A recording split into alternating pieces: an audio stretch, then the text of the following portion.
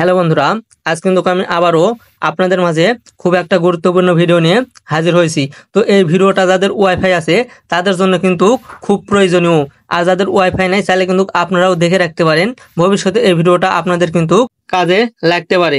সুতরাং আপনারা চাইলে কিন্তু ভিডিওটা সেভ করেও রাখতে পারেন। তো ভিডিওটা হচ্ছে মূলত আপনারা যারা রাউটার সেটআপ পেজ থেকে আপনার রাউটারটাকে কন্ট্রোল করেন, এখানে কিন্তু পাসওয়ার্ড দিতে গেলে কিবোর্ডটা আর কিছুতেই আসতেছে না। এই সমস্যাটা হয়েছে মূলত 2025 সালে কিছু নতুন আপডেটের ফলে। তো বন্ধুরা, আপনারা চাইলে কিন্তু এখানে কিছু টেকনিক খাটিয়ে আপনারা আবার আগের মতন রাউটারটাকে কন্ট্রোল করতে পারবেন। তো আজকে আমি আপনাদের সেই প্রসেসগুলোই দেখিয়ে দেবো যে আপনারা এখানে কি টেকনিক খাটিয়ে আবারও আগের মতন আপনার রাউটারটাকে কন্ট্রোল করতে পারবেন। তো চলুন বন্ধুরা, আর কথা না বেরিয়ে এখন মূল ভিডিওটি শুরু করা যাক। তো ভিডিওটি শুরু করার আগে আপনাদের কাছে একটাই রিকোয়েস্ট থাকবে, আমার এই চ্যানেলটা নতুন হলে অবশ্যই চ্যানেলটি সাবস্ক্রাইব করে পাশে থাকা বেল বাটনটি ইনেবল করে দিবেন। আর অলরেডি সাবস্ক্রাইব করে থাকলে আপনাকে অসংখ্য ধন্যবাদ। তো চলুন ভিডিওটি শুরু করা যাক।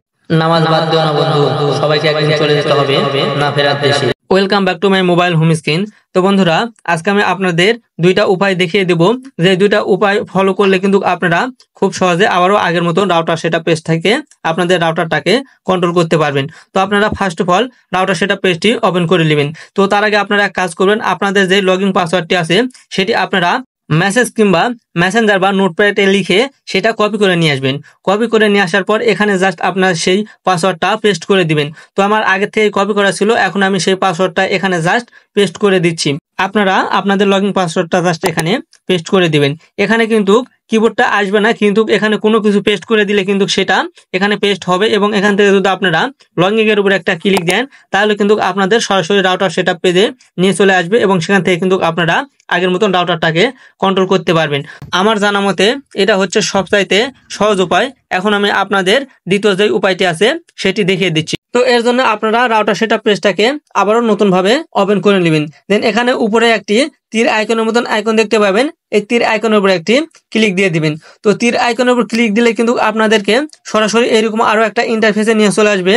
এখানে এরকম আরো একটা ফাঁকা ঘর ওপেন হবে, এখানে ক্লিক করে দিলে কিন্তু আগের মতন আপনাদের কিবোর্ড গুলো চলে আসবে। এখান থেকে কিন্তু আপনারা সিম্পলি অ্যাপসে যেরকম ভাবে লগইন পাসওয়ার্ড দিয়ে লগইন করতেন সেম ভাবে এখানে লগইন পাসওয়ার্ড দিয়ে লগইন এর উপর ক্লিক করে দিলে কিন্তু আগের মতনই আপনারা রাউটারটাকে আবার কন্ট্রোল করতে পারবেন।